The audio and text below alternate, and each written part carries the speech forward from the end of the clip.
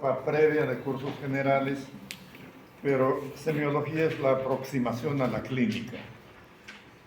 Y en semiología no vamos a ver como en medicina 1, 4 capítulos, en medicina 2, otros 4.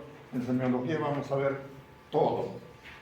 Y la semiología, digamos, nos enseña a reconocer los signos o síntomas de un conjunto de exámenes especiales que nos aproximan a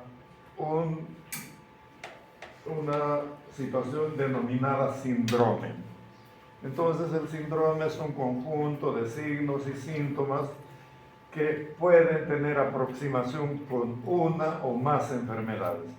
O sea que esos mismos signos y síntomas se pueden presentar, por ejemplo, en un infarto, en una angina, en varias cosas.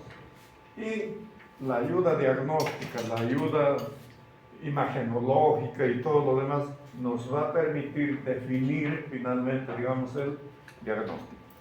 Entonces, este es un curso sumamente importante y espero, digamos, que ustedes,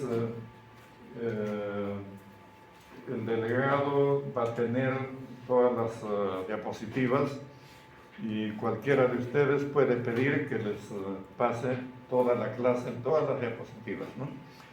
El examen es un examen de 5 historias clínicas, o sea, no nada de preguntas, ¿no? O sea, 5 historias clínicas de lo que hemos hablado acá, de lo que hemos hecho acá, y las preguntas pues van a ser qué exámenes le pediría a usted, o qué diagnóstico, qué síndrome se aproxima más de una lista de síndromes, no marque 2 o 3, ¿no? Entonces, obviamente, digamos que quien ha estado en clases va a tener más posibilidades de tener una buena nota, ¿no? Yo he venido dictando este curso casi 15 años, hasta que el doctor Macedo tuvimos que darle porque yo pasé a Medicina Interna 1, que va a ser el curso que vamos a hacer el siguiente semestre conmigo, ¿no? Siguiente.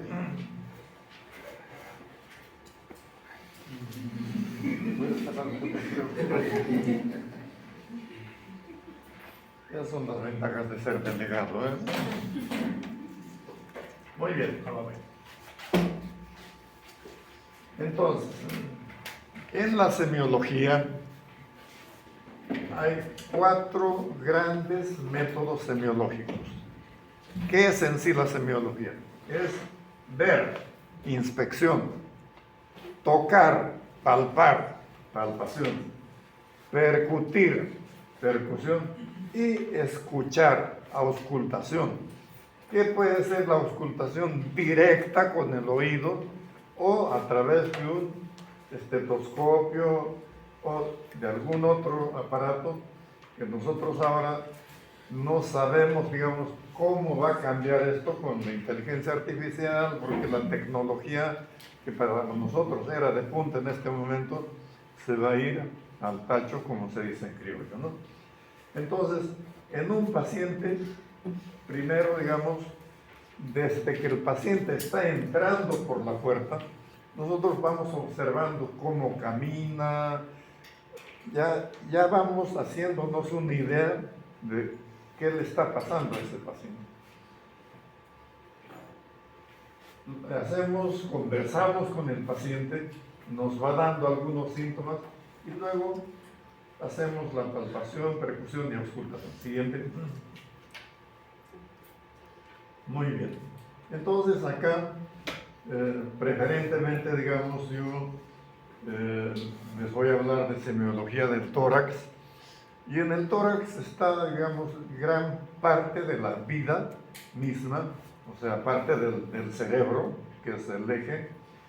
Pero en el tórax están el corazón, los pulmones, en muchos casos el timo, que son órganos importantes porque los pulmones son los que llevan el oxígeno a todos los órganos, incluyendo el cerebro, y también eliminan a través de los pulmones el CO2, ¿no?, que viene de los tejidos.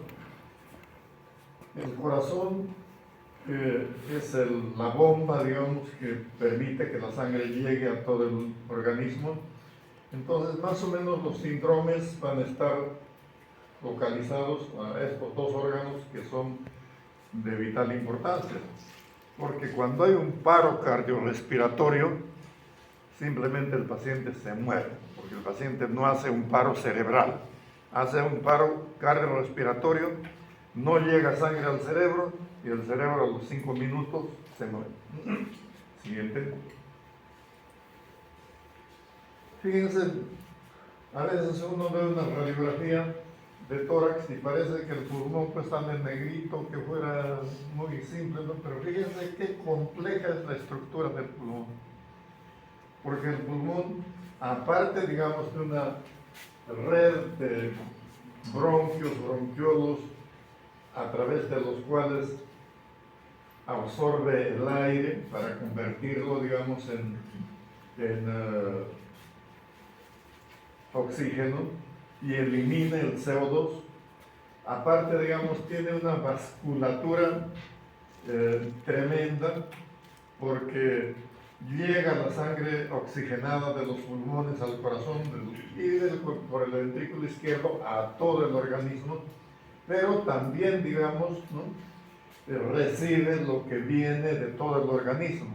Entonces ahí es donde se hace el recambio a nivel cardíaco y en los alvéolos pulmonares, que con la inspiración se capta el oxígeno que difunden a través de la membrana alveolo-capilar para que pueda ir a todo el organismo. Entonces, hay una unidad que es corazón y cerebro. O sea, no podemos nosotros concebir que, por decir, el corazón se puede prescindir, o si el ventrículo izquierdo está muy enfermo, el paciente pueda tener una calidad de vida buena. De hecho, digamos que es el eje del funcionamiento del organismo. Siguiente. Entonces acá tenemos con más detalle, ¿no?, algunas estructuras, como son las válvulas. De las válvulas, la más importante es la válvula mitral, porque la válvula mitral es la que recibe la sangre oxigenada de los pulmones, se cierra, al abrirse hace que pase esa sangre al ventrículo izquierdo, se cierra para que se abra la válvula aórtica y el corazón lance esa sangre oxigenada a todo el organismo. Entonces, si falla una válvula que no ocluye bien y hay un reflujo a la aurícula, van a haber serios problemas, ¿no? Entonces es una unidad que tiene que funcionar en armonía. Siguiente. Bueno, dijimos que había 4 grandes métodos, ¿no?, en semiología. Entonces, la inspección, en el caso del tórax, es el examen visual. Como les dije al principio, apenas ingresa el paciente, uno ya lo ve y ya tiene una idea más o menos de lo que puede tener ese paciente. Y aparte de eso, digamos, nos permite, es decir, la valoración usando la vista con buena iluminación natural o artificial. Y el médico, al aproximarse al paciente o al llamarlo al paciente, tiene que ser lo más cordial posible, lo más amable. He recibido muchas quejas, porque veo bastante paciente, y que en los centros hospitalarios el médico no se toma la molestia siquiera de levantarse de su asiento y de adentro del consultorio grita: ¿qué pasa el que sigue? Eso no es hacer medicina. Hacer medicina es pararse, ver, uno tiene ahí la historia, ¿no? El señor Miguel Mamani, salir a la puerta y decir: el señor Miguel Mamani, ¿quién es? Yo soy. Por favor, pase usted. Solamente con esa actitud, ustedes ya se ganaron al paciente. Pero si va a gritar: ¿qué pasa el que sigue? O O sea, el que sigue no es un individuo, ¿no? Entonces, el médico tiene que tener, digamos, mucha aproximación con el paciente, tiene que tener simpatía, porque el paciente se va a sentir dispuesto a decirnos toda la verdad. Porque hay pacientes que vienen y nos dicen la mitad de lo que traen en sí, por temor a que de repente me dice que me voy a morir. Y bueno, pero uno se va aproximando al paciente y el paciente, digamos, nos va diciendo el verdadero motivo por el que viene, ¿no? Procurar que el tórax esté descubierto totalmente. No nos acostumbremos a examinar a través del polo, a través de la blusa, porque ¿qué inspección puede haber a través de la ropa? O sea, en lo posible tiene que estar el paciente totalmente descubierto, sea hombre o mujer, mostrando respeto en el momento, digamos, en que uno se aproxima o que tenga que palpar. O sea, el paciente se da cuenta rápidamente de cualquier actitud del médico que sea un poco, digamos, burlesca o no esté de acuerdo a la ética, ¿no?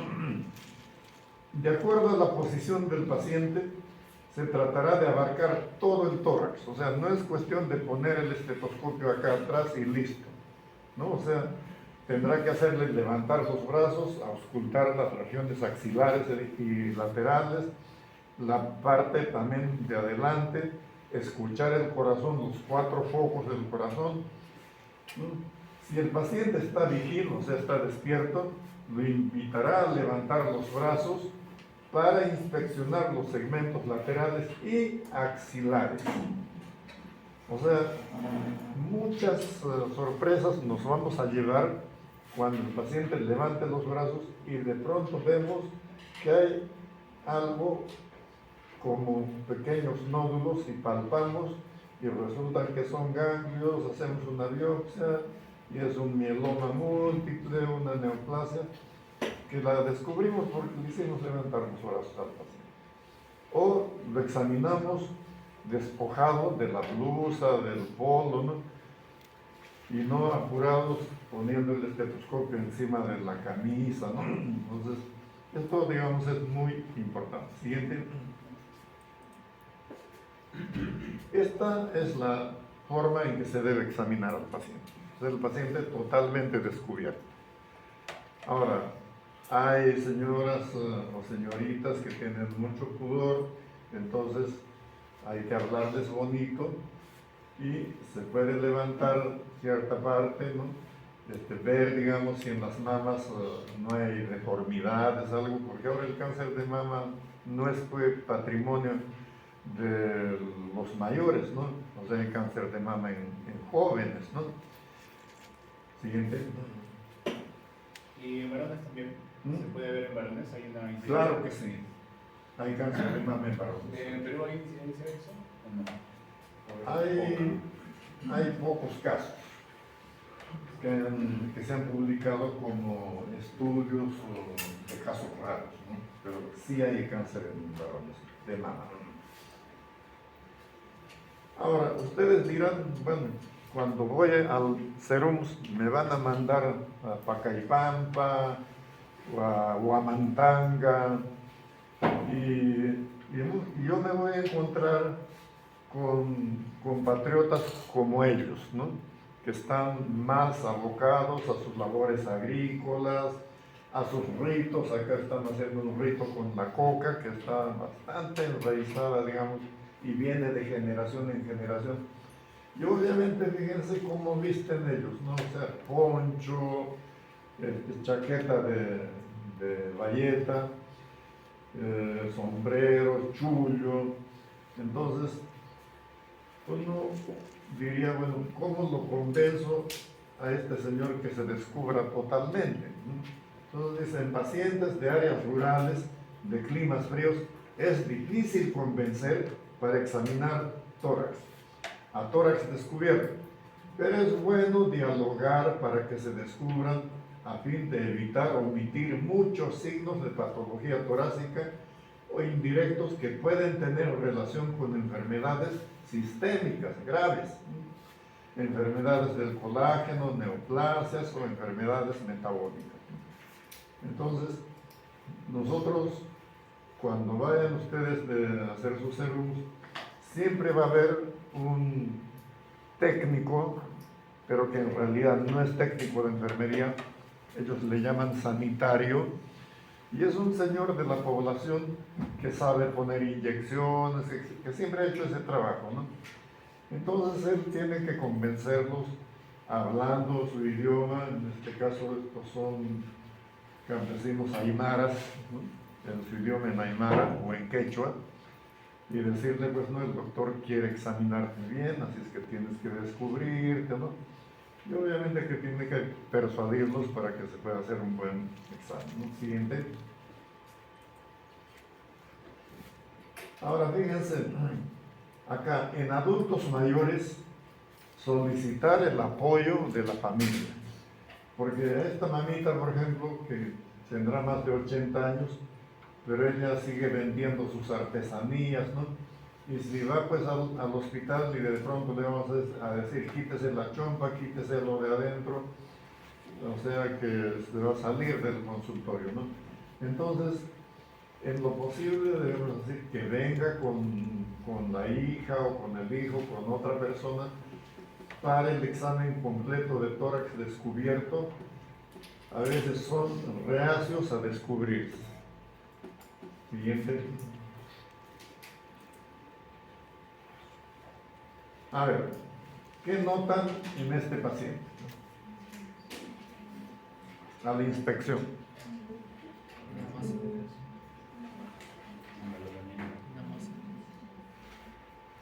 Habla fuerte.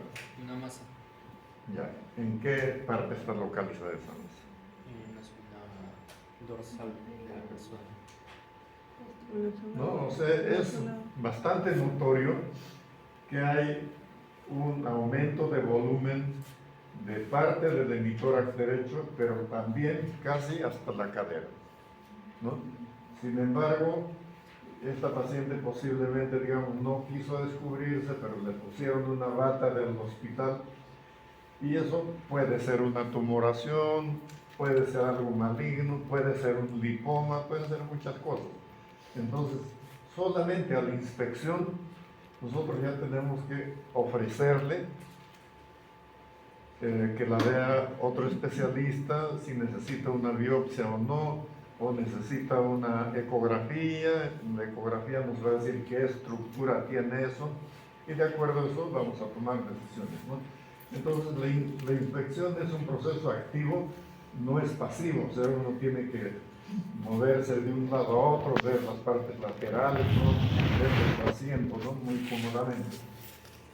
Se pase por alto en forma ordenada, parte anterior, parte posterior, laterales, huecos supra e infraescapulares y regiones axilares, ¿no? Para eso, digamos, se tiene guantecitos en el consultorio, uno se pone los guantes y palpa con los guantes. Siguiente.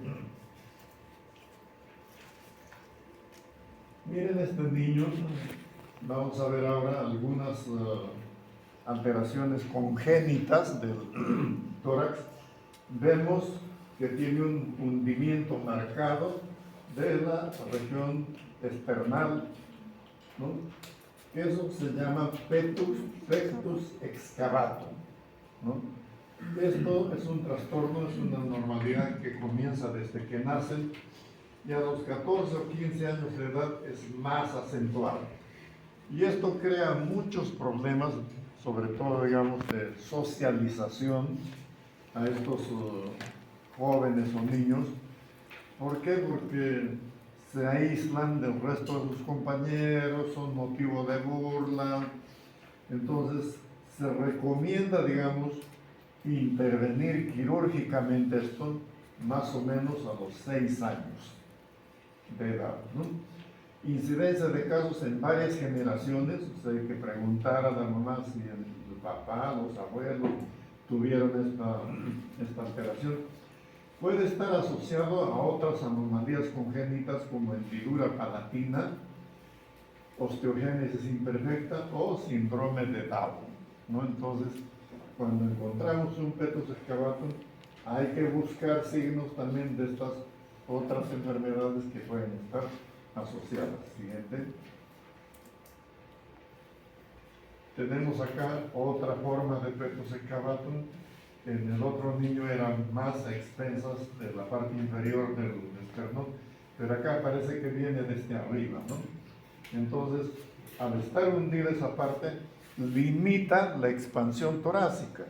O sea, el tórax no puede distenderse totalmente y estos pacientes van a tener un aumento de su frecuencia respiratoria para compensar.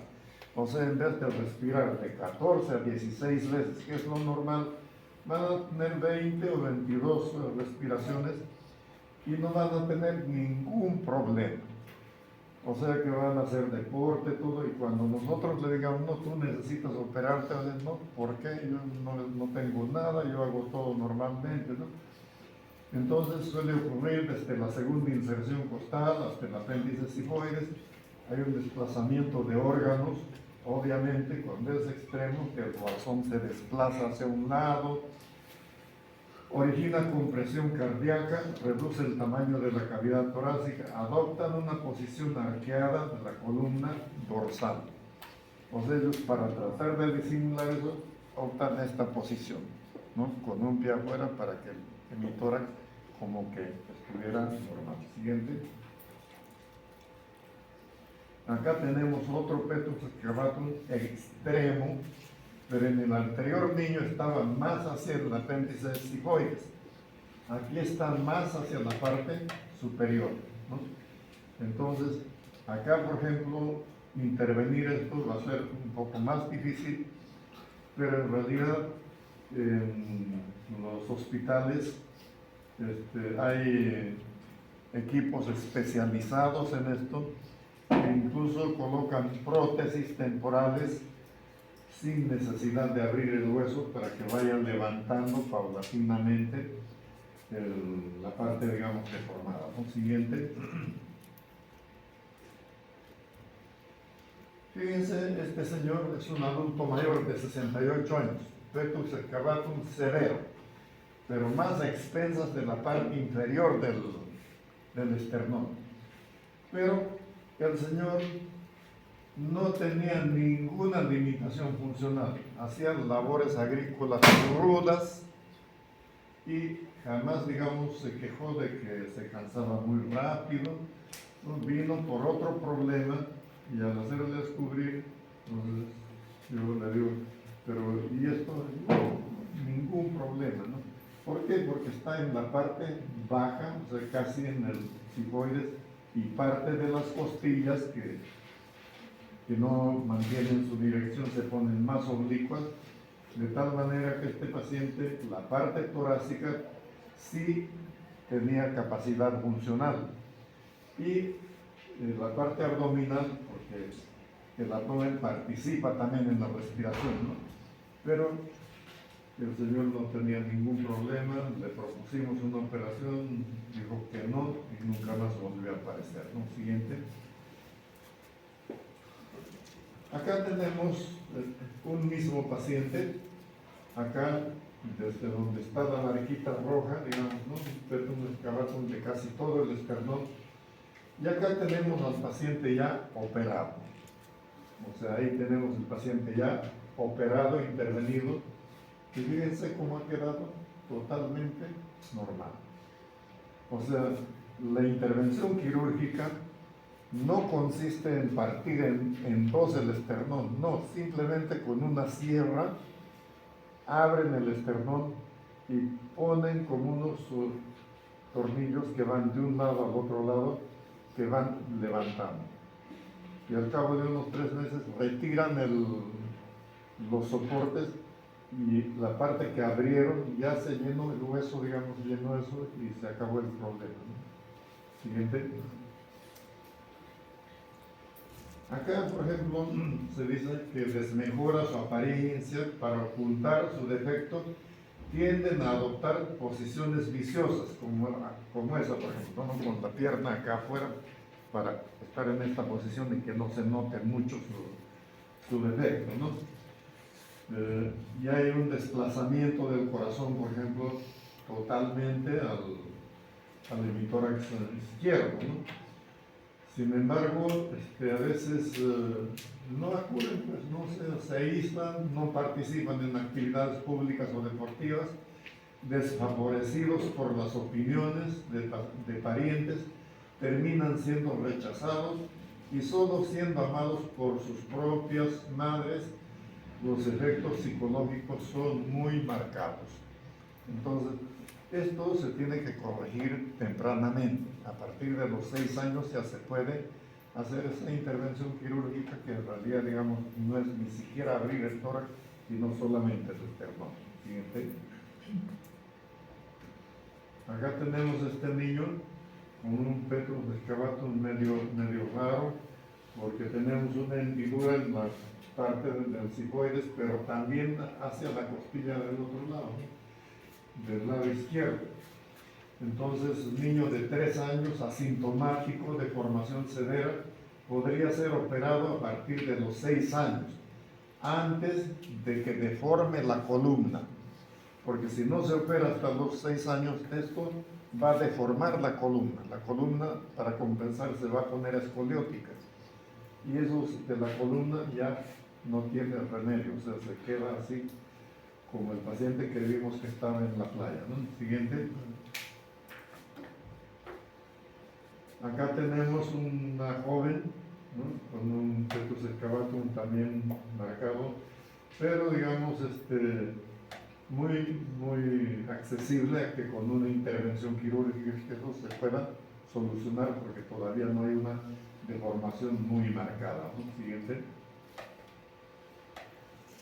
Esta paciente es una paciente que la vimos de 18 años, petrus excavatum no muy marcado, pero moderado, con escoliosis dorsal, o sea, ya había una deformación de la columna. Retardo mental, Down, complica con neumonía por aspiración, la traen de su comunidad, la vimos acá, pero al día siguiente falleció, ¿no? ¿Por qué? Porque la familia, como que digamos, tenían otros hijos y posiblemente a ella la tenían abandonada, ¿no? Y ya tenía más de 20 y tantos años, ¿no? Entonces, a pesar de que el petrus excavatum no es muy marcado, pero el síndrome de Down y el retardo mental predispone a otras enfermedades. Frecuentemente estos pacientes se aspiran y hacen una neumonía por aspiración, que es una situación sumamente grave, ¿no? Siguiente. Ahora tenemos lo contrario del petrus excavatum.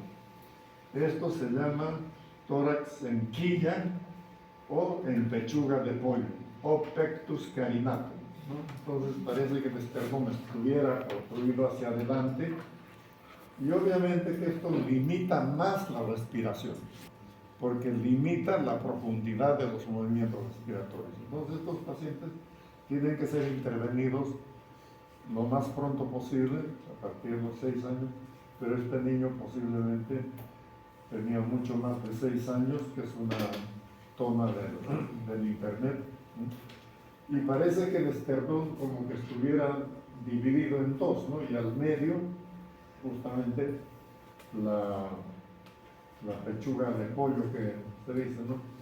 Entonces eso limita la elasticidad del pulmón. Y estos pacientes, digamos, fortalecen los músculos abdominales porque respiran con el abdomen. O sea, el abdomen interviene en la respiración. Pero cuando hay esta situación que el tórax está rígido, entonces hacen esto. O sea, el diafragma y rectos anteriores, ¿no?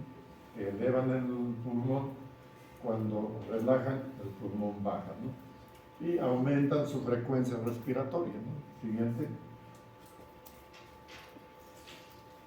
Estas deformaciones ya, digamos, van con deformaciones congénitas de la columna vertebral, pero que afectan al tórax. Fíjense, por ejemplo, el segundo caso, ¿no? O sea, la columna está al otro lado, ¿no? Entonces, ¿cómo respira esta paciente si la columna está fija así? Respiraciones pequeñas y con frecuencia mayor. Y fortalecen los músculos abdominales que les permite, digamos, mantenerse. Operar esto, muy complicado, porque la columna no podemos alinearla nuevamente. En la columna está la médula y de la unión de cada vértebra con la otra salen las raíces nerviosas para todo el organismo, hasta los pies, ¿no? Entonces, generalmente, digamos, les hacen terapia física para que aprendan a respirar, aprendan a utilizar sus músculos abdominales. Y muchas veces estas personas llegan adultas, viven de lo más tranquilas, ¿no? O sea, incluso hacen sus labores de casa. Acá, digamos, esto también lo tomamos, ¿no? De una exposición que es muy patético cómo la columna tiene en la primera una deformación acá, luego se va hacia arriba y en la otra lo contrario, ¿no? Siguiente. Acá intentaron una intervención quirúrgica, ¿no?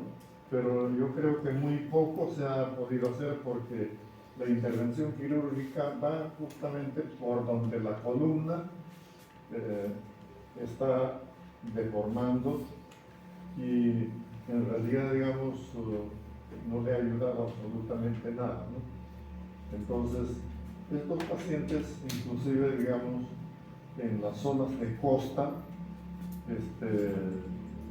hacen actividades en la casa, pero sentadas, sin hacer mucho esfuerzo, y sobreviven. Siguiente.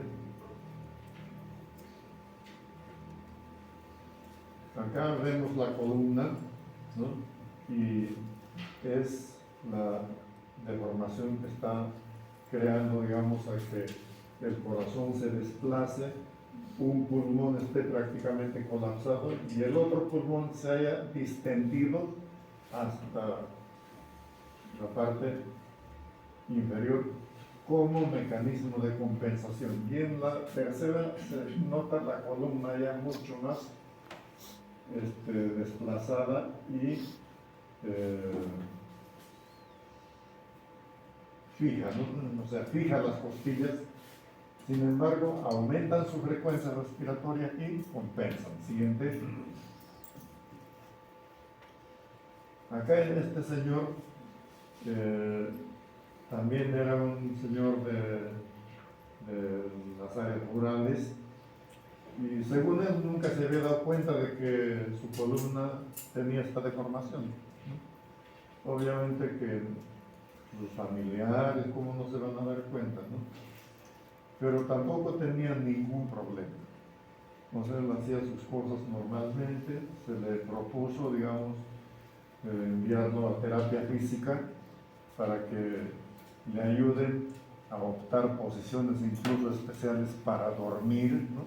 Estos pacientes tienen que dormir en lateral, no digamos de frente, porque de frente acentúan más la convexidad de la columna hacia adelante y limita la distensión del tórax, ¿no?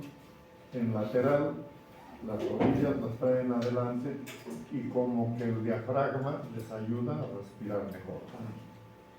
Siguiente. Este es un adulto mayor, ¿no?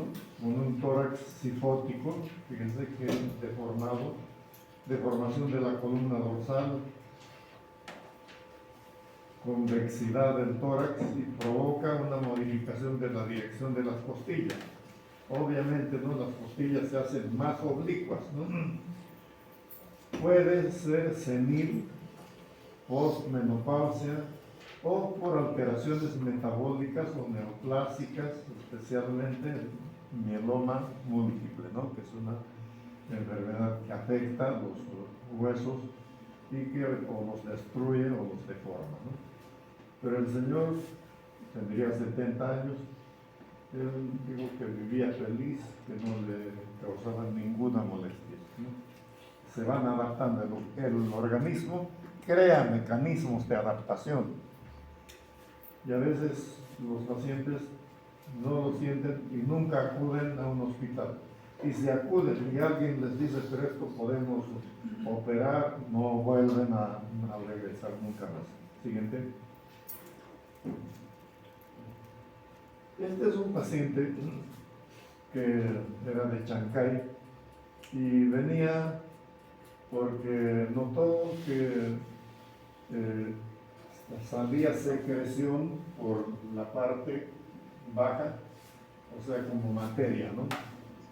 Entonces, se le hizo todos los exámenes y resultó siendo una tuberculosis de la columna vertebral. Se llama mal de Pot, ¿no? A veces puede destruir las vértebras y puede comprimir la médula y causar una paraplegia. Pero en este señor se le hizo el tratamiento, esto ya es post-tratamiento, porque la parte de abajo estaba fistulizada, ¿no? Y quedó así como una secuela, ¿no? Y venía cada cierto tiempo a controlarse y no tenía ningún problema para hacer sus actividades. Siguiente. Mal de qué dijo. ¿Mm? Mal de De POT, de POT. O sea, la tuberculosis de las vértebras se llama mal de Pot. Es un científico apellidado P-O-T-T, es el que descubrió, ¿no? Este señor, lo contrario, ¿no? El tórax raquítico, se hacen muy notorios los cartílagos costales, fíjense, se le puede contar las costillas, ¿no? Condrocostales dando el rosario raquítico. Las costillas se hacen prominentes, acompaña a los estados de grave desnutrición y en los que hay atrofia de las masas musculares y disminución marcada del pedúnculo adiposo, quedando inclusive la piel atrófica y plegada, ¿no? Entonces este señor tenía problemas para sentarse, pero se le derivó a terapia física y en terapia física le enseñaron a caminar, le enseñaron a recuperar su musculatura. Y este es un caso tomado también, digamos, del internet, ¿no? Donde uno puede contar las costillas por el grado de raquitismo y el abdomen totalmente excavado, ¿no? Todos los días vemos estas escenas, ¿no? de poblaciones muy abandonadas, muy en conflictos bélicos y por problemas políticos, digamos, ¿no? Entre etnias, ¿no? Segregan a una etnia, o sea, en la isla no le dan comida, no le dan nada, y obviamente mucha de esta gente muere de hambre, ¿no? Siguiente. A la inspección también nosotros debemos, al hacer que se descubra totalmente, ver la piel, o sea, tanto de la parte anterior como posterior, que levante los brazos. Entonces podemos tener este tipo de alteraciones, ¿no? Que es un cambio de coloración, ¿no? Es portador de un problema que se llama hemocromatosis, enfermedad sistémica, pero que en este caso la única manifestación se presentó en la piel del tórax. O sea, este paciente vino, ¿por qué tengo esta mancha, no? Y a consecuencia de eso se diagnosticó, digamos, una hemocromatosis, que es una enfermedad de la sangre en la cual, digamos, hay destrucción de glóbulos rojos, ¿no? Y esto hace que aparezcan estas manchas. Lo siguiente.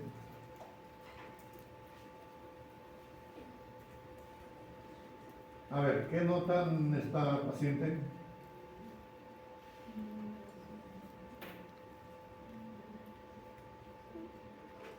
Un levantamiento en el hemitórax derecho inferior. ¿Alguien? O sea, vean siempre a ambos lados, compadres, ¿no? Fíjense, donde está señalando, ¿no? Hay un aumento de volumen, parece una masa, y que la paciente no venía por eso, venía por otro problema, ¿no? Entonces, cuando se le dijo, pero hay que hacerte algunos exámenes, y de repente con un cortecito se lo sacamos, ¿no? Se hizo una ecografía. Acá, digamos, el examen más indicado es la ecografía, ¿no? Una radiografía no va a ayudar en nada. La ecografía nos va a decir qué cosa hay detrás de la piel.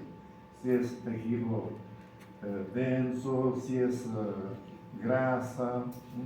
Entonces era un linfoma, ¿no? Entonces la convencimos y la intervinieron y quedó totalmente, digamos, superado. Bueno, siguiente. Este es un señor de Chancay, debe tener unos 45 años, y era la primera vez que venía a la consulta, que su mamá lo trajo a la fuerza. ¿Qué notan tanto en la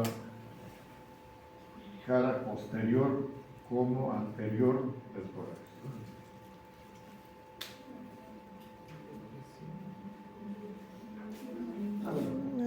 Un levantamiento de la zona izquierda, del hombro. Ya. Y también un pequeño orificio. Ajá. Protuberancia. La columna. Una deformidad lateral de la columna. Escoliosis. Escoliosis. No. Sí. Posible escoliosis.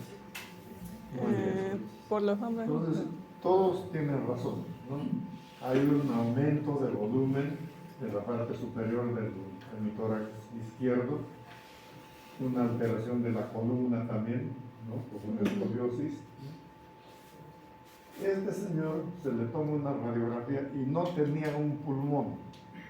Eso se llama agenesia de pulmón, o sea, de nacimiento.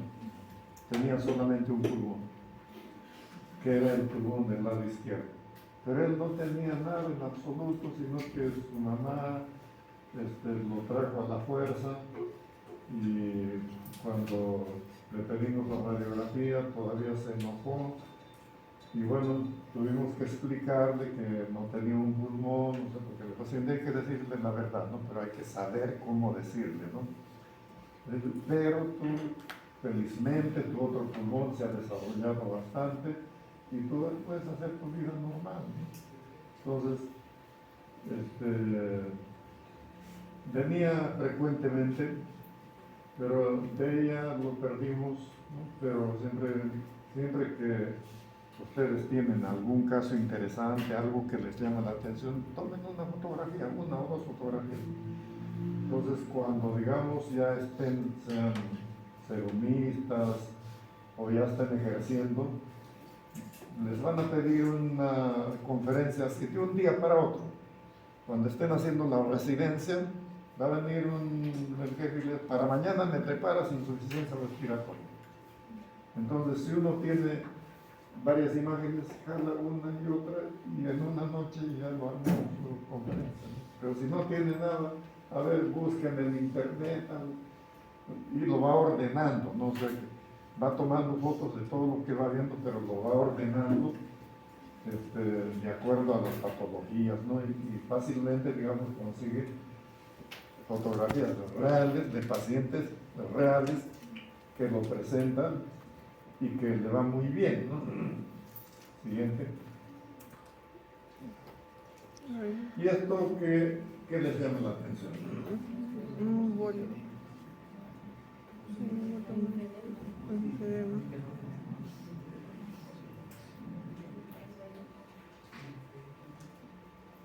Si comparamos con el otro brazo, fíjense,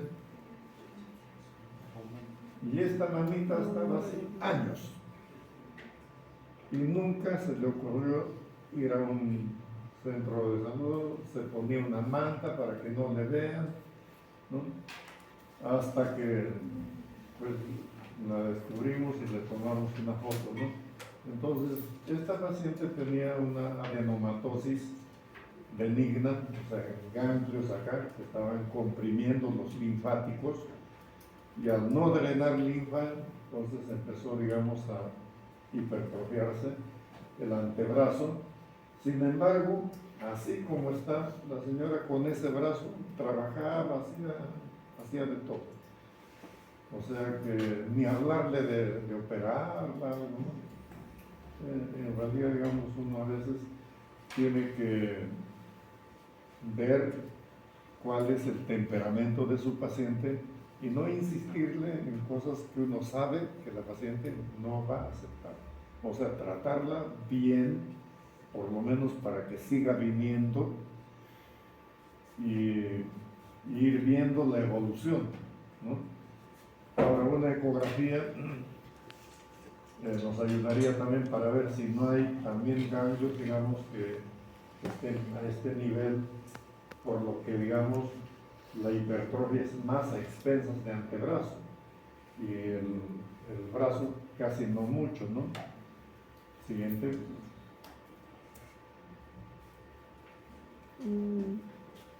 Muy bien, este señor se apellida Delgado, se apellidaba, ¿no? Pero llega un momento en que los padres se vuelven que no quiero darle problemas a mi hijito, a mi hijita, que no me vea. Tenía esa tremenda tumoración en el lado pectoral izquierdo y usaba una casaca de cuero, así ancha como esta, más ancha que esta, para que sus hijos no se den cuenta. Hasta que empezó a dolerle, digamos, y tuvo que venir. Entonces, a duras penas logramos que lo vea el cirujano, y el cirujano me hizo una biopsia y era una neoplasia maligna, pero ya tenía varios años de evolución. Se le planteó una intervención quirúrgica, ¿no? Y dijo que no, y nunca más volvió, pero supimos que había fallecido, ¿no? Y no había ganglios acá, nada, ¿no? O sea, era un poquito raro, ¿no? Siguiente.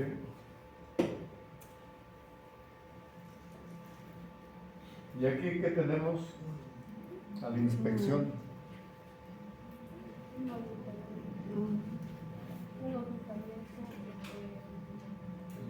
En el tórax izquierdo. Ya, muy bien.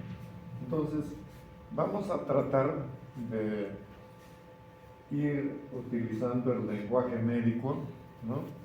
Entonces, acá, por ejemplo, nuestra compañera me dice un abultamiento en la base del hemitórax izquierdo, muy bien, ¿no? Pero si decimos un aumento de volumen en la base del hemitórax izquierdo de forma redondeada, regular, de bordes aparentemente regulares, ya como que estamos describiendo que no es algo maligno, porque si fuera algo maligno no sería tan regular, porque todo tumor no crece parejito, o sea, crece más hacia un lado, más hacia otro lado, de pronto fiscaliza a un lado. Entonces esto es como para pasarle la mano por ahí, ¿no? Entonces ya de inicio nos dice que puede ser algo benigno. Ahora convencerlo para hacerle una biopsia. No va a querer y no quiso, ¿no? Pero por lo menos a la hija se le dijo, tráigala cada 3 meses, ¿no? Dígale que no la vamos a operar ni la vamos a hacer quedar, porque contra su voluntad no se puede hacer. Estuvo viniendo varios años hasta que supimos que falleció, pero por otra causa, no por esta masa, que tenía todas las características de ser un lipoma, que es un tumor de grasa, ¿no? Siguiente. Esta es la misma paciente, pero en perfil, ¿no? Se hace más notoria la masa. Siguiente. Lo de acá que notan es el mismo paciente, parte posterior y parte anterior.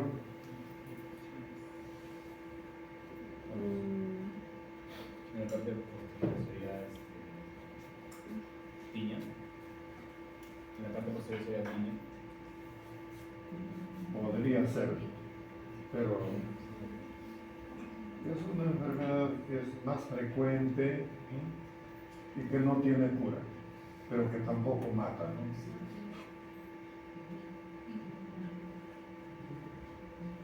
¿Verdad? Es una enfermedad que se llama psoriasis, ¿no? La psoriasis habitualmente nosotros estamos acostumbrados a verlo como escamas de pescado, ¿no? Pero también hay esta forma. ¿Por qué? Porque el paciente, digamos, le producía bastante prurito y se rascaba y se hacía inclusive llagas, ¿no? Pero era una forma de psoriasis muy circunscrita. Hay pacientes de psoriasis que tienen la psoriasis en todo el cuerpo, ¿no? Pero que ahora, digamos, ya hay un tratamiento que les va mucho mejor, ¿no? Pero al estar en el tórax, digamos, uno tiene que describirlo, ¿no? Y hacer la consulta con el dermatólogo si está en el hospital y no circunscribirse, no, yo soy neumólogo, así es que nada que ver conmigo, vaya usted por su cuenta al dermatólogo. Para ir al dermatólogo le van a decir, vuelva dentro de 2 meses, pero si ustedes hacen la interconsulta y le dicen a la familia, vaya ahorita a dermatología, lo va a ver el dermatólogo inmediatamente, ¿no? ¿Por qué? Porque va a decir, el doctor Estrada también me hace mis interconsultas, así que dígale que por él lo voy a ver, ¿no? Pero ya lo vio, ¿no? Lo importante es que ya lo vio, ¿no? Entonces se definió que era una psoriasis, empezó a hacer un tratamiento, al principio se utilizaban cremas, ahora se están utilizando inmunosupresores, ¿no? Siguiente. A ver, fíjense en el pantalón de este chico.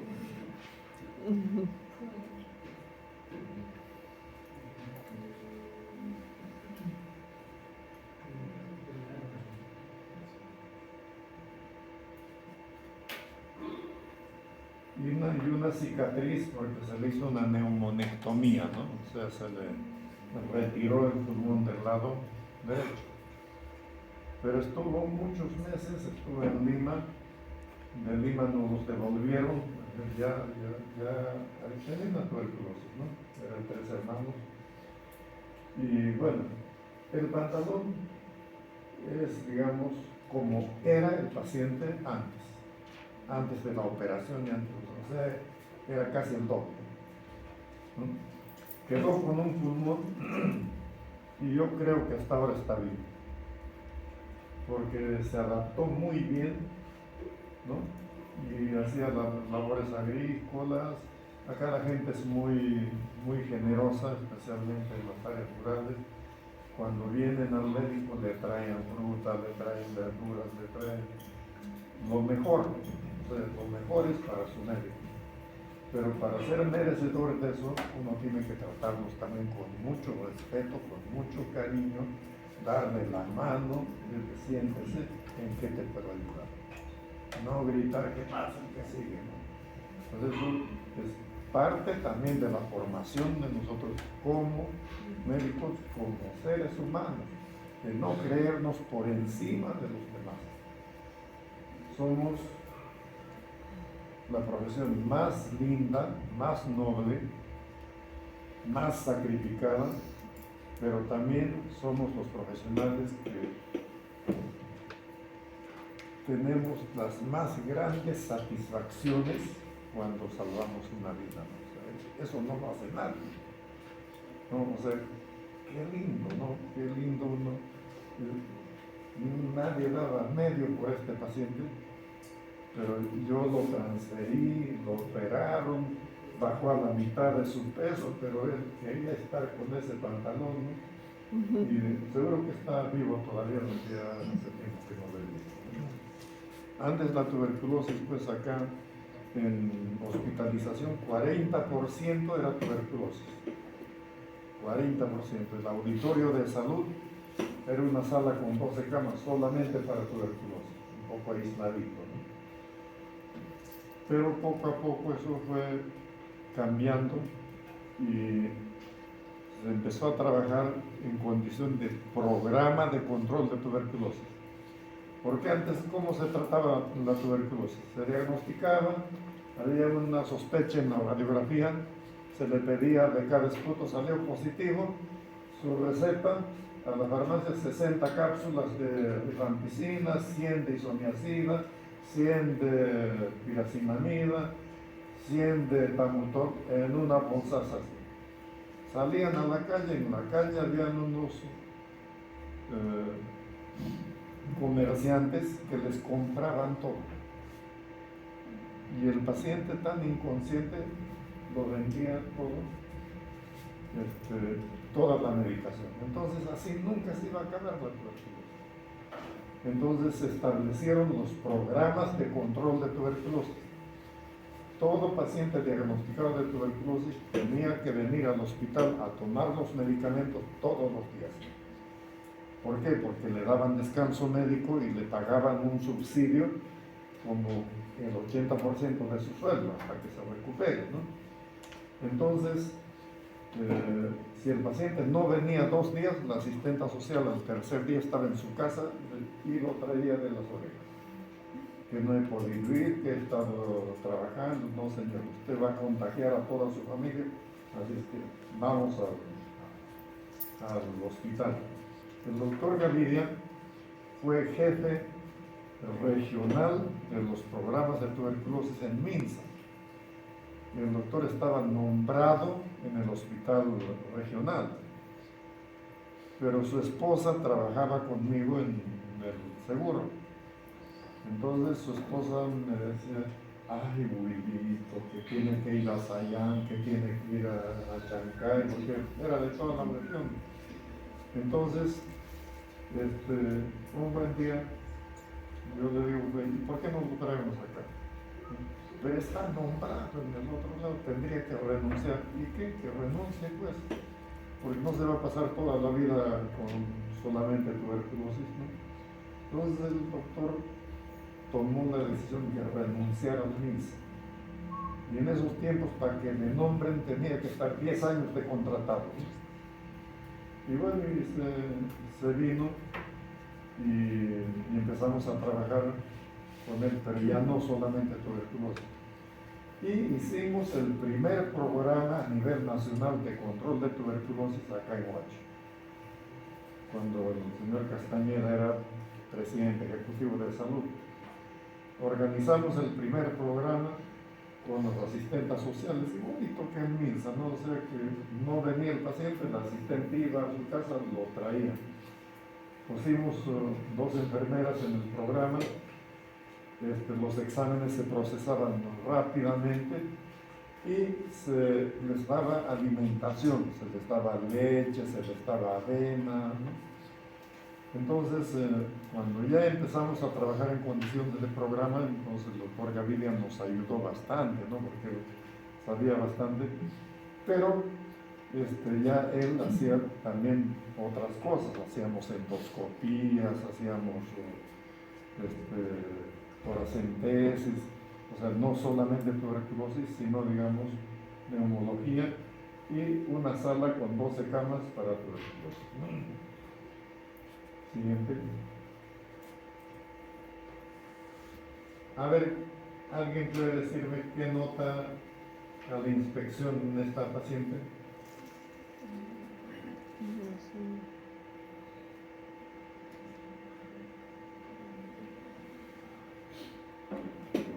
Ahí está, dice, ¿no? Vasculitis en tórax en una paciente con lupus. ¿Pero qué es la vasculitis? Inflamación de los vasos sanguíneos. Claro, alteraciones en los vasos sanguíneos, especialmente capilares, ¿no? Y que se forman como cicatrices porque los capilares se obstruyen y hay partes donde se forman zonas de necrosis, ¿no? O zonas como si fuera una cicatriz, ¿no? Porque se va regenerando solo, ¿no? Y eso es frecuente en el lupus, ¿no? Y el lupus en nuestro medio es también frecuente, ¿no? Siguiente. Esta es la verdadera psoriasis. ¿no? O sea, fíjense, tenemos la parte del centro, que es la psoriasis en sí, y las partes periféricas, ya lo que el paciente, digamos, al rascarse o aplicarse algo que le alivie el prurito intenso que siente, lo descama, pero a veces, digamos, se introducen bacterias como estafilococo y se infecta toda la piel, ¿no? Entonces, esas escamas que usted, ¿han visto algún paciente con psoriasis? Uno coge una pincita y levanta una escamita y puede retirarla. Pero el paciente pues se lo retira brutalmente, ¿no? Entonces se lacera y se infecta, ¿no? Felizmente ahora, digamos, se controla la psoriasis, porque era un tormento para una persona, digamos, que sufría de psoriasis. Siguiente. Otro caso de psoriasis severo, fíjense las costras, o sea, se rasca y queda como escamas hasta la mitad, ¿no? No se ha pelado todo, ¿no? Y acá no funcionaba nada, o sea, habían unas cremas que eran carísimas, pero aliviaba, parece, la ubicación, pero no modificaba en nada, ¿no? En la parte donde se ha lacerado, ¿no? Y a veces, digamos, teníamos que tratar infección. Lo siguiente. Otro caso de psoriasis circunscrita, aparece en un solo sitio, pero de pronto, digamos, aparece en algún otro sitio. O sea que no se sabe hasta la fecha por qué en algunos es muy severa, puede afectar a todo el cuerpo, y por qué en otros, digamos, se circunscribe solamente en el brazo, por decir, que ya son factores inmunológicos del paciente que controlan con su misma capacidad inmunológica, ¿no? Siguiente. Bueno, este señor es un señor que le dolía mucho la parte superior de la espalda, y alguna vecina le dijo: ponte fomentos de manzanilla. Fomentos es que uno coge una tela, lo mete en agua caliente, en agua de manzanilla, ¿no? Lo exprime bien y se pone en esa parte, ¿no? Y bueno, por el calor puede desinflamar, de repente la manzanilla también tiene alguna sustancia, porque ahora estamos, digamos, en una época en que en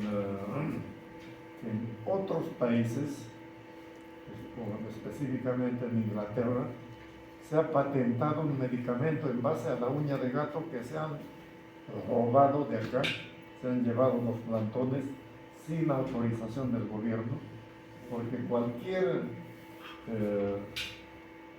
planta o cualquier material tiene que salir al extranjero con autorización del gobierno. Y si ellos lo van a industrializar, el gobierno tiene que tener una participación en eso. Entonces se llevaron los plantones y en no sé cuántos años han patentado un medicamento en base a la uña de gato nuestro para la artritis reumatoide, y que cura la artritis reumatoide. Entonces, pero reclamó inmediatamente, dijeron que nos demuestren que los hemos robado. ¿Dónde está la denuncia? ¿Dónde está el expediente de que nos han acusado de que nos hemos robado? Entonces acá un grupo también de vivos dijo: pero nosotros vamos a hacer nuestra uña de gato, ¿no? Entonces recién se enteraron que hay 170 variedades de uña de gato. Hay 170 variedades. Y la variedad que se han robado los ingleses, no se sabe cuál de esas 170, tendrían que hacer experimentos con todas, ¿no? Pero dentro, digamos, de las comunidades nativas, ellos toda su vida se han curado solamente con hierbas. O sea, nunca han conocido la medicina científica y no se han muerto todos, ¿no? Entonces, Sí, actualmente estamos volviendo los ojos a la medicina naturista, pero a la medicina naturista practicada en forma honesta, ¿no? Ustedes ven en la televisión que el doctor Pérez Alvela ahora creo que hasta para la calvicie ya tiene un producto, ¿no? Y hay otro doctor, un alto que se viste de azul, que tenía un programa en un canal y ahora también se ha metido también a eso, ¿no? O sea, el negocio de vender productos naturales, pero procesados como medicamento, ya no como hierba. Entonces aquí es muy fácil pues sobornar para que te den la licencia, para que te den el registro sanitario y te puedes hacer millonario, digamos, ¿no? Porque hay mucha gente que cree en eso y compra. Y el efecto placebo es tan grande, el efecto placebo es que tú escuchas, ves la televisión y dices, ay, eso necesito yo. Entonces, estás tan predispuesto que el momento que tomas hay una serie de cambios en tu organismo, endorfinas, ¿no? Y te sientes mucho mejor. Y dices, ah, ya la hierba me ha hecho. Pero indagas un poco más y la hierba no tiene nada que ver, ¿no? Sino su mismo estado anímico, ¿no? Entonces a este señor le dijeron que se pongan esos fomentos de manzanilla, pero parece que lo puso en agua muy hervida y cuando se puso le quemó toda esa parte de la espalda, ¿no? Siguiente. A ver, a simple vista, ¿qué les llama la atención?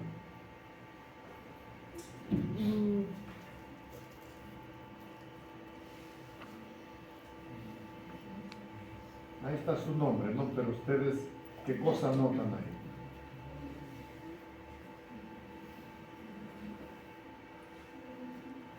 ¿Es normal esas penas? No. Fíjense, de qué calibre? Hombre. ¿No? Completamente dilatadas. Entonces eso se llama circulación colateral y aparece, por ejemplo, cuando hay una tumoración que está obstruyendo la vena cava superior y la sangre no puede ingresar, entonces hacia atrás se van dilatando y de repente, digamos, la circulación, pues todas las arterias y las venas están anastomosadas unas con otras, ¿no? Entonces de repente circulan a través del abdomen. El corazón, por ejemplo, uno dice la arteria circunfleja, la izquierda, la derecha, pero en realidad el corazón es un ovillo de arterias.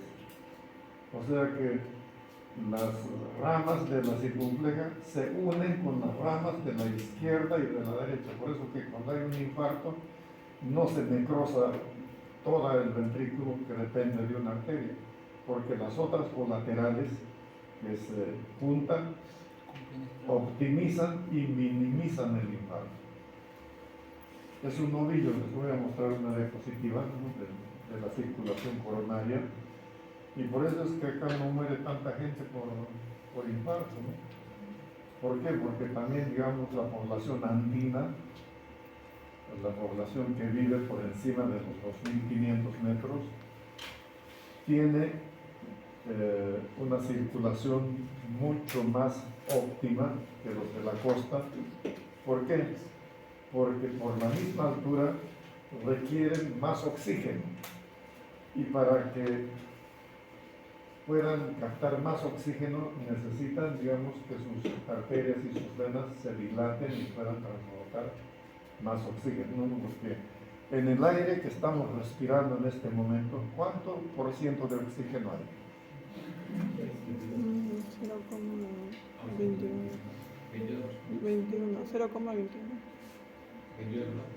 Ah, no, 21%.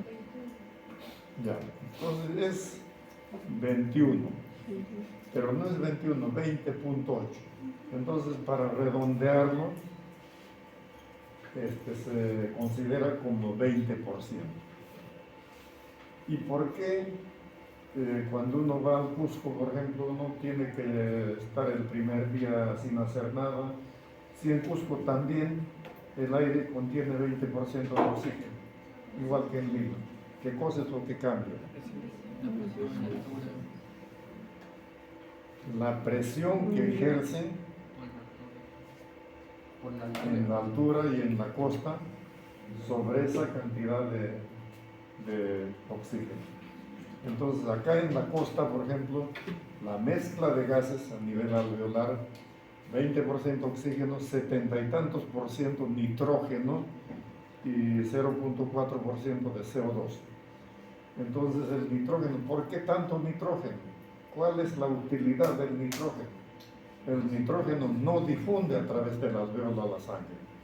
¿Pero qué hace? Así que el oxígeno sea respirable. Así que el oxígeno sea respirable. Puede ser. Diluye el oxígeno. Pero tiene otra importantísima misión.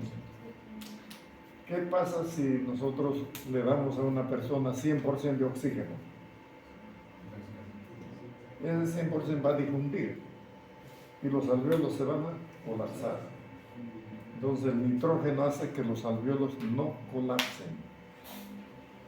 Entonces el organismo capta a través de los alvéolos el oxígeno, elimina el CO2 y el nitrógeno evita a que los alvéolos se colapsen. Entonces es importantísimo eso, ¿no? Nosotros cuando vamos a la altura, por ejemplo, nos dicen el primer día descansando, a partir del segundo día ya, pero si la proporción de oxígeno es la misma, pero en Cusco, por ejemplo, la presión ya no es 760 como acá, es 540 nomás. Entonces hay una menor presión de oxígeno, menor difusión de oxígeno. Para compensar eso, ¿qué tengo que hacer? Aumentar mi frecuencia respiratoria y aumentar la fuerza de mis movimientos respiratorios, ¿sí?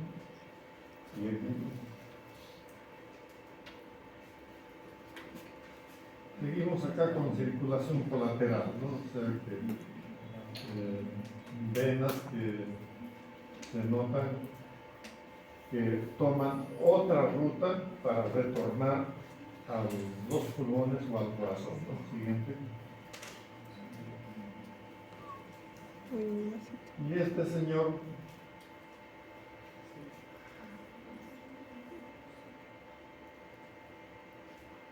¿qué tendría que ver con neumología o con tórax?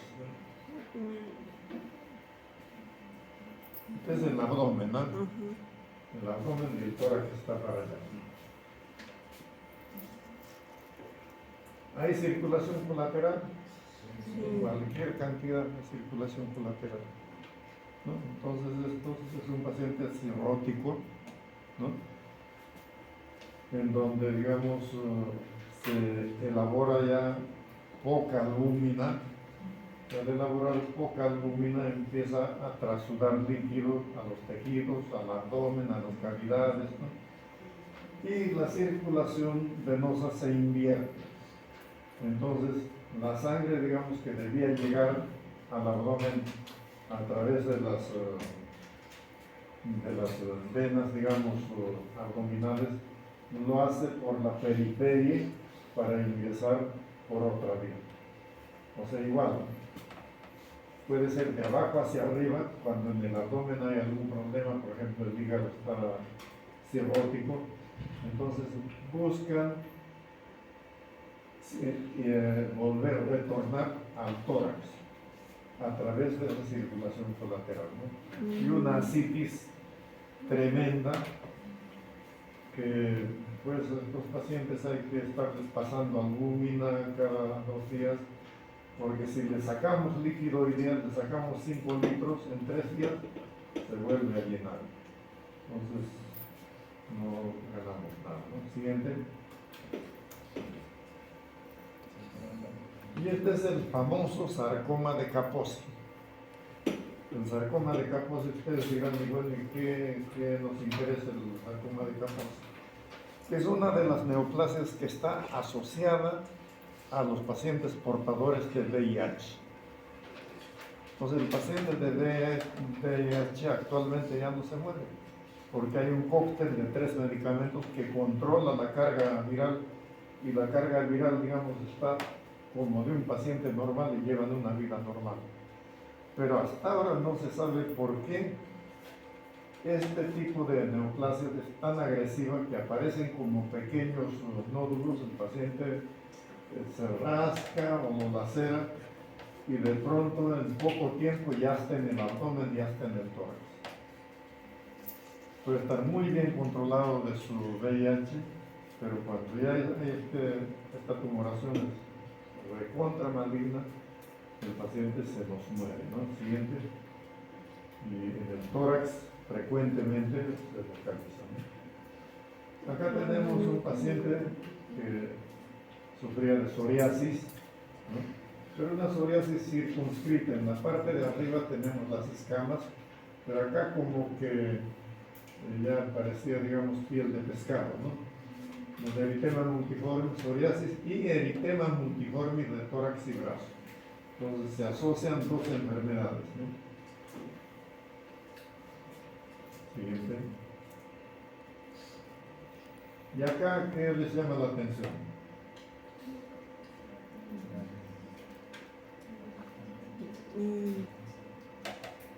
El bulto, una masa. Un aumento de volumen. Ajá. Ya, en la unión del esternón y la clavícula del lado derecho, ¿no? Sin embargo, en el hueco supraclavicular derecho, comparando con el del lado izquierdo, también parece que hubiera, digamos, un aumento de volumen, ¿no? Vemos el lado izquierdo, sí, el hueco está ahí, pero en el derecho parece que hubiera, ¿no?, algo que está ocupando eso, ¿no? A ver, sigue adelante. Bueno, entonces,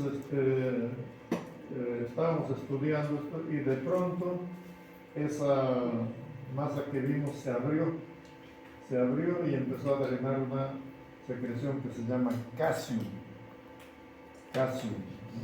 que es típico de la tuberculosis de la piel. O sea, hay tuberculosis hasta en las uñas, ¿no? O sea, y es una tuberculosis fistulizante, o sea que aparece otro nódulo ahí al lado, pero si uno coge una sonda acanalada, ya hay como un túnel que va de acá al otro lado.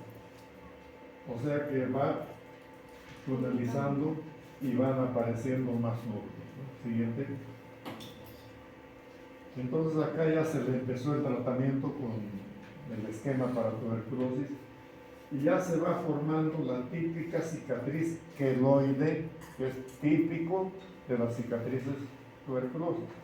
Queloide es la piel gruesa que queda, pues digamos, no muy estético cuando es en zonas visibles, ¿no? Siguiente. Fíjense cómo se ha recuperado totalmente. Siguiente. Y terminó el tratamiento y han quedado estas dos cicatrices queloides, todo de una tuberculosis de la piel que empezó a fistulizar y que se evitó que fuera a otro sitio, ¿no? Entonces tenemos tuberculosis en todos los órganos. Siguiente. Acá este joven igual también hizo una tuberculosis, pero tenía un derrame pleural, ¿no? Entonces relacionó en el derrame pleural, salió una prueba que se llama ADA alto, adenosina adeninasa, y esto estaba igual que el otro paciente. Se pidió la biopsia y encontraron células de Langerhans, porque casi nunca se encuentra bacilo de Koch en estas secreciones. Pero si lo cultivan, a los 30 días el cultivo sí va a venir positivo. Pero nosotros al paciente no podemos decirle, pues, espera 30 días a que venga el cultivo para empezarte el tratamiento. Nosotros empezamos el tratamiento por clínica, porque el patólogo encuentra predominio de linfocitos en la secreción, ¿no? Y cuando viene el resultado ya hemos ganado bastante, el paciente ya controló muy bien su problema y continuamos el esquema y curamos el problema, digamos, a nivel de piel, ¿no? A veces esto da en el cuello, ¿no? Y es sumamente desagradable, ¿no? Siguiente. ¿Y esto qué es? Culebrilla. La culebrilla. El herpes. El herpes tiene una característica que es el virus es neurótropo, o sea, afecta solamente a un lado, o sigue el trayecto de un nervio. Cuando está en esta etapa es sumamente doloroso, o sea, la gente grita de dolor, entonces hay que darles pseudoanalgesia fuerte y recomendarles que no lo rasquen, que no lo revienten.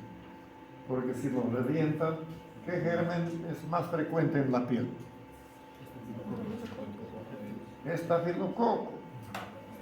Y si se nos infecta por estafilococo, a ver pues quién saca el estafilococo, porque el estafilococo y la pseudomonas son las bacterias que están resistentes casi a todos los antibióticos.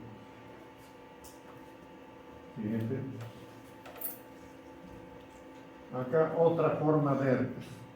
En el otro eran, digamos, pequeñas vesículas, ¿no? Acá, digamos, parece una quemadura y lo ponemos porque está en el tórax, ¿no? Entonces este paciente tenía que dormir de costado, de este costado, porque si dormía hacia atrás, el dolor no lo dejaba descansar, ¿no? Y con el tratamiento antiviral que hay actualmente, digamos, quedó muy bien, ¿no? Siguiente. Bueno, esta señorita era de Vilcabamba, una comunidad muy próspera, con agricultores muy generosos, ¿no? ¿Y qué pasó? Que empezó a tener problemas para deglutir. O sea que, manita, parece que me atraco con la comida, así es que en adelante te vamos a dar todo licuadito, solamente papita, ¿no? Y esa era la máxima apertura de boca que tenía, ¿no? Entonces, notamos que el brasier le dejaba marcas en la piel del hombro de este lado, lo que significa que estaba haciendo edema, ¿no? Y unas manchas blancas en la parte del lado izquierdo, abajo, más abajo, ¿no? Ahí, exacto, ¿no? Entonces, vimos la espalda. A ver lo siguiente. Fíjense la espalda, ¿no? Entonces, la piel de la espalda era dura, como cuero de cerdo, ¿no? Cuando pelan al cerdo, las partes que no pudieron arrancarle, lo queman, ¿no? Y completamente dura, ¿no? El paciente con esclerosis sistémica, con compromiso de piel, respiratorio, fibrosis y esófago también comprometido por lo que no podía pasar los alimentos, ¿sí? Por esclerosis del esófago. La piel se torna muy dura y no elástica, limitando la elasticidad pulmonar. Acudió por tos y disnea. Entonces la piel de la parte posterior del tórax estaba totalmente dura y obviamente que limitaba los movimientos respiratorios. Y no le decía nada a su mamá para que no se moleste, ¿no? Pero ya cuando ya no podía respirar, la mamá se dio cuenta y la trajo, ¿no? Pero tampoco se pudo hacer nada porque falleció a los pocos días, ¿no? Siguiente. Esta es una niña que antes en los programas de control de tuberculosis se hacía el control de contactos. Entonces se iba a la casa de quienes viven acá, bueno, a todos le vamos a hacer su prueba de tuberculina, si alguien está tosiendo su beca, y a los niños se les daba isoniazida.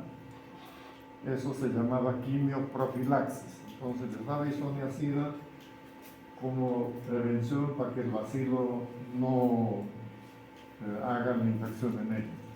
Entonces a esta niña, en la primera vez que le dieron la isoniazida, presentó, esto se llama eritema multiforme, o sea, las lesiones tienen diferentes formas, inclusive las uñas se cayeron. o sea, perdió las uñas, pero después le volvió a crecer, ¿no? Entonces el tratamiento, digamos, no darle nunca más isoniazida. Y también se cayó parte del cabello que ustedes ven adelante, estaba calvita, ¿no? O sea entonces ahora ya no se da isoniazida, se hace una evaluación a todos los familiares, se aísla al paciente todos los días y bueno, pues se acabó estos problemas, ¿no? Con los medicamentos. Siguiente. ¿Y acá qué estará pasando?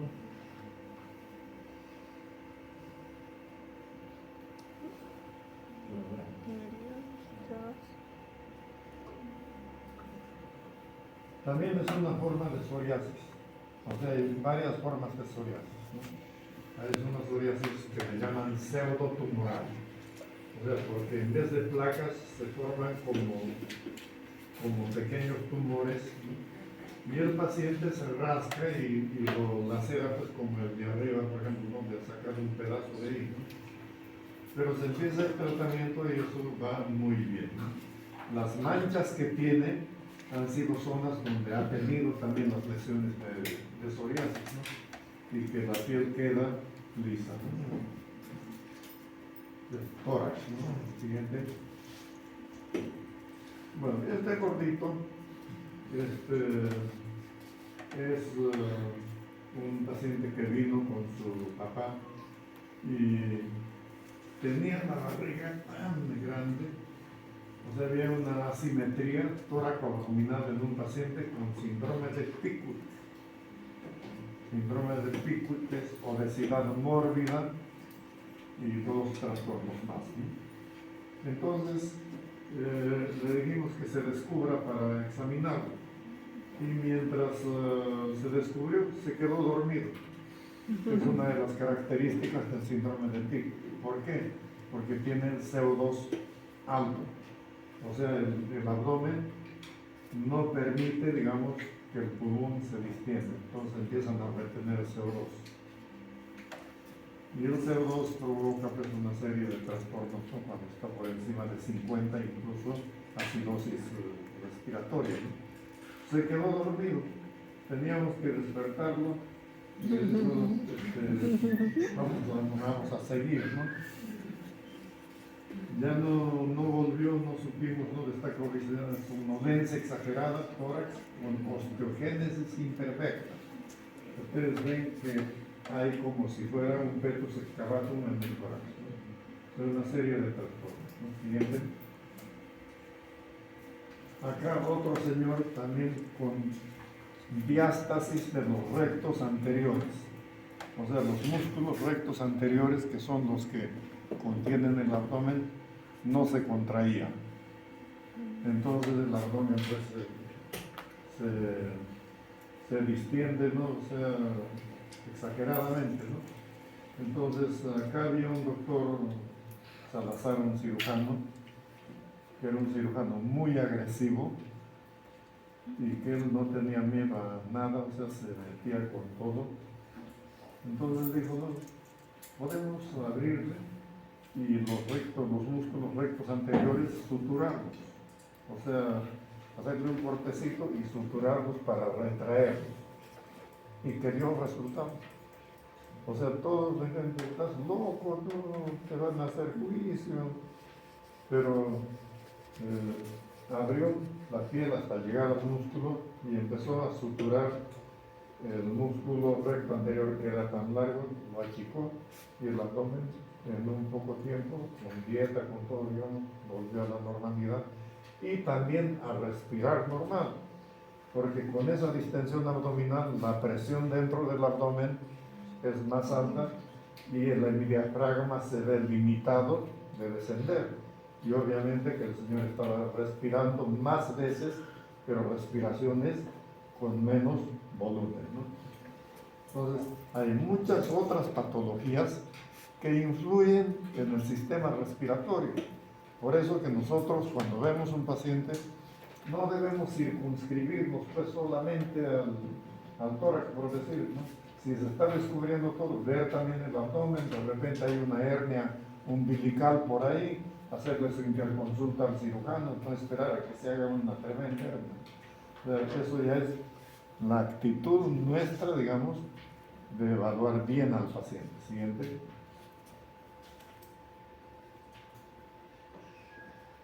Bueno, esto es lo más bonito, porque es una tuberculosis de mama. Y ya hemos visto que en la piel la tuberculosis es fistulizante. Entonces esto fue una lesión y de ahí por abajo pasó ahí, pasó acá, pasó acá. Esto ya es cuando terminamos el tratamiento. ¿Y cómo lo diagnosticamos? Por biopsia. Siguiente. Ya acá después de mucho tiempo que la señora vino y para tomarme pues una poquito de, ¿y tu mamá cómo quedó, mamita? ¿No? Ay, doctorcito, ya no hay nada, pero mi esposo pues siempre tiene vergüenza. ¿Qué caso es? A ver, muéstrame pues. ¿No? Fíjense, no han quedado queloides, algo de queloides ahí, ¿no? Porque todo lo que es tuberculosis deja queloides, ¿no? Pero el pezón está muy bien, la mama no se ha deformado, sigue. Otro caso de tuberculosis mamaria. Siguiente. Otro caso en una paciente que hizo una fístula de ahí a donde está su dedo. Y tenía acá también, abajo, y tenía una tuberculosis pulmonar que estaba resistente a todo. Entonces se le hizo una neumonectomía. O sea, se abrió todo el tórax y se le sacó todo ese pulmón, porque el otro pulmón no estaba dañado. Entonces, era una paciente joven, la paciente venía y hacía su vida normalmente, porque el otro pulmón compensa, aumenta su frecuencia, aumenta su elasticidad y capta igual que si fueran los dos pulmones. Siguiente. Acá otro caso de tuberculosis de mama. Pero acá alguien dijo hay que hacerle una biopsia y un cirujano muy agresivo agarró y le sacó todo ese pedazo, ¿no? Incluyendo un pedazo de pezón. Pero regeneró cuando el tratamiento era también tuberculosis de mama, ¿no? Y quedó una parte, digamos, retraída, pero afrontaron los bordes y curó. Siguiente.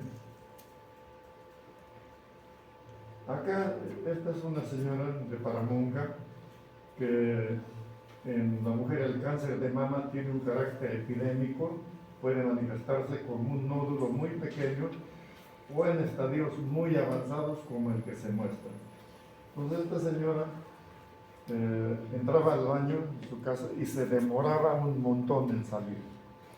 Entonces los hijos empezaron a sospechar, digo, ¿por qué la mamita se demora tanto en salir si no se ducha, nada, ¿no? Entonces violentaron la puerta y le encontraron que con unos trapitos estaba que se curaba, que se ponía ahí y tenía esta tremenda lesión. Entonces obviamente, digamos, se le hizo la biopsia de un cáncer de mama, pero también el cáncer estaba en todos lados, ¿no? Entonces, a veces, ahora hay mucho más conciencia, ¿no?, respecto al cáncer, porque veo que ahora desde los 15 años ya se están haciendo mamografías, ¿no? Y hay un programa en los hospitales de Lima donde paciente que va por cualquier otra cosa y no se ha estado haciendo una evaluación de mama, pasa inmediatamente para que le hagan una ecografía, ¿no? Entonces es bueno eso, ¿no? Porque esto ha permitido que el cáncer de mama haya bajado en un 40% acá. Porque antes era de todos los días, ¿no? Y lesiones como esta que ya estaban perforando el tórax, ¿no? Siguiente.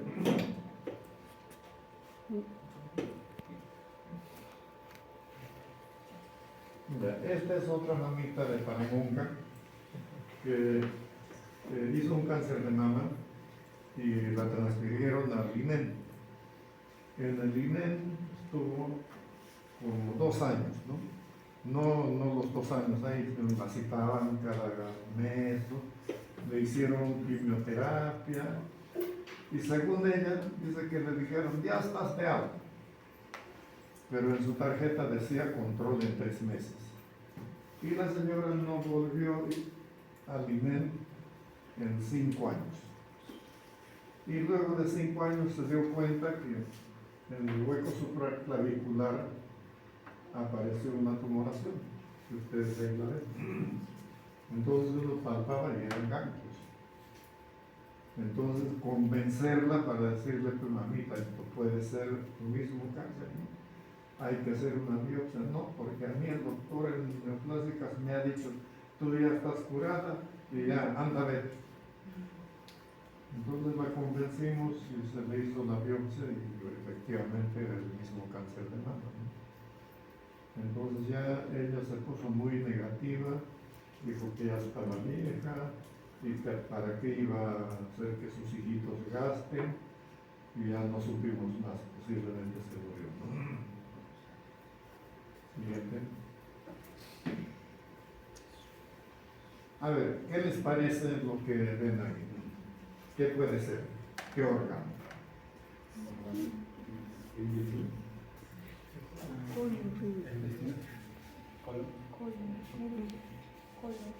Más fuerte. Colon, no. Es periférico, está a nivel de la piel. Fíjate dónde está la piel.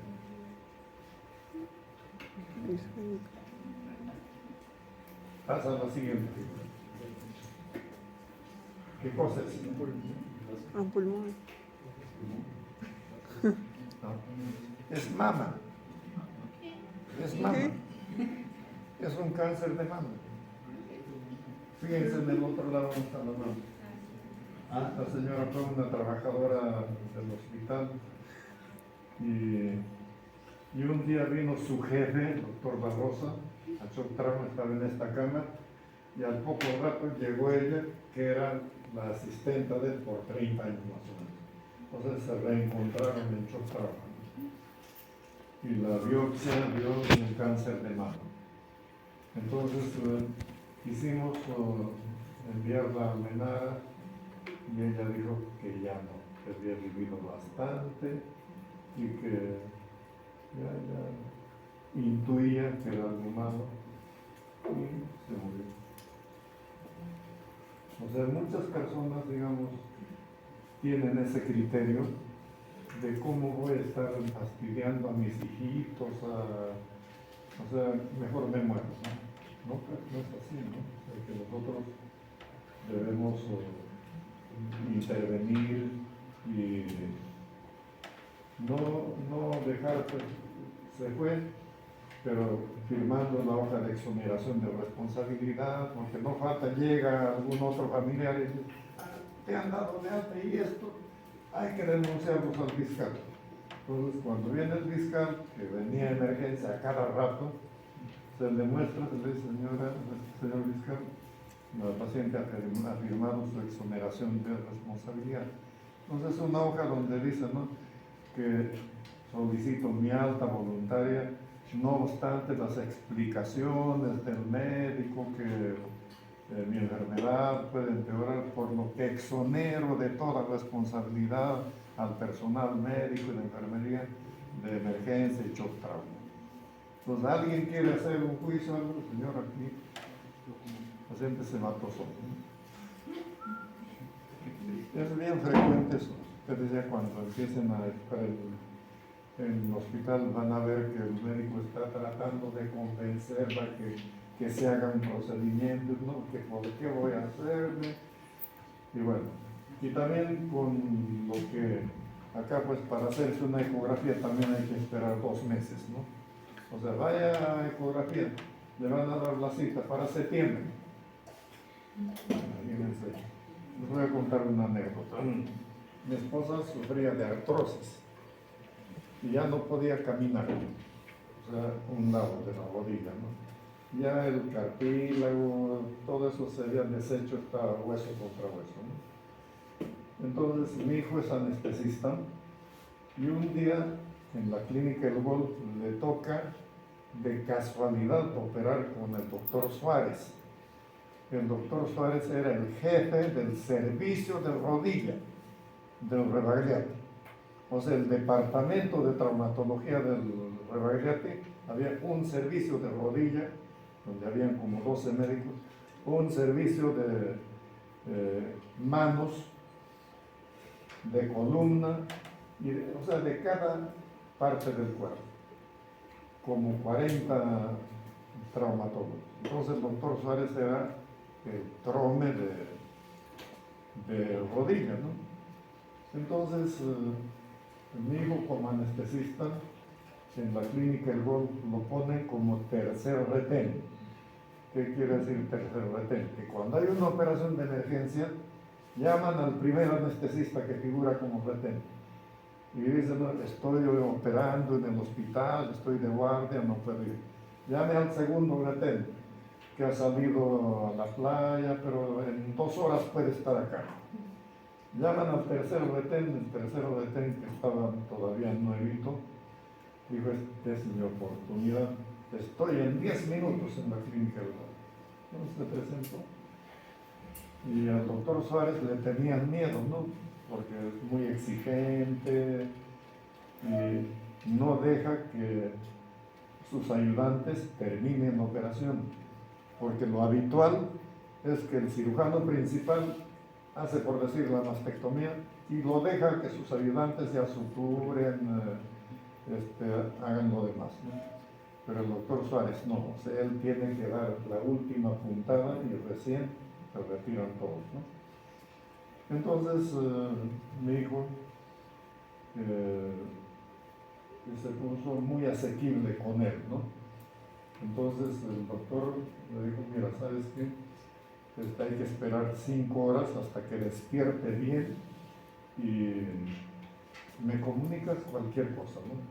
Entonces se quedó las 5 horas ahí con la paciente hasta que despertó bien, la llevaron ya a su cama.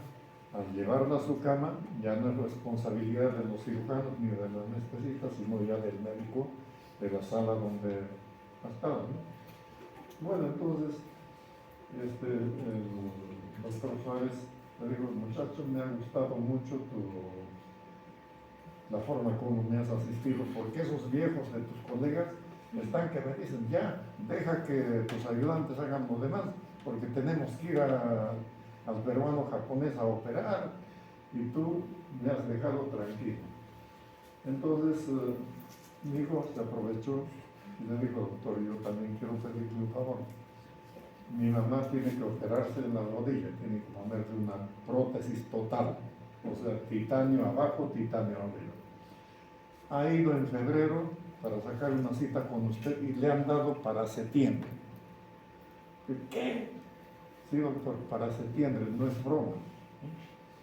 Entonces le dijo, dile a tu mamá que venga el lunes, este lunes me toca consulta en el consultorio número tantos y que me busque y que diga a la asistenta que viene de parte tuya. Entonces fuimos conmigo.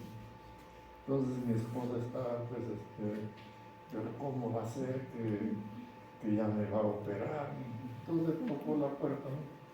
Y le dijo, ¿está el doctor Suárez? Dígale que vengo de parte del doctor Héctor Estrada, ¿no? Y el doctor había escuchado, el doctor al toque salió. Y le digo, qué gusto, señora, que su hijo me ha gustado su trabajo y que espere un ratito. Habremos estado 1 hora, sale la enfermera con la orden de hospitalización para Rebagliati. Entonces mi esposa dice, no, pero doctor, yo no he venido a hospitalizarme.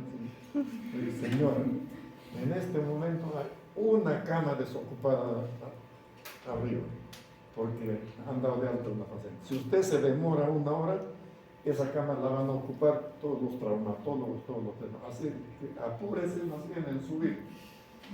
Y tú, fíjese, no trajo ni pijama, nada. Nosotros que vamos a traer. A los 3 días lo operó. Entonces, digamos, cuando hay actitud, o sea, de parte del médico, del profesional, para con su colega, ¿no? Hay un artículo en el Código de Ética del Colegio Médico que nosotros jamás debemos cobrar, por ejemplo, a nuestros colegas y a sus familiares. Pero hay algunos pues, que no respetan, ¿no? O sea, que viene un paciente y dice, soy mamá del doctor tal, ¿no? Igualito le aplican. Tiene que venir con el doctor del brazo para que recién. Un día yo fui a la clínica San Borja y se pagaba abajo, en el primer piso, y el cardiólogo que me ve está en el cuarto piso. Entonces,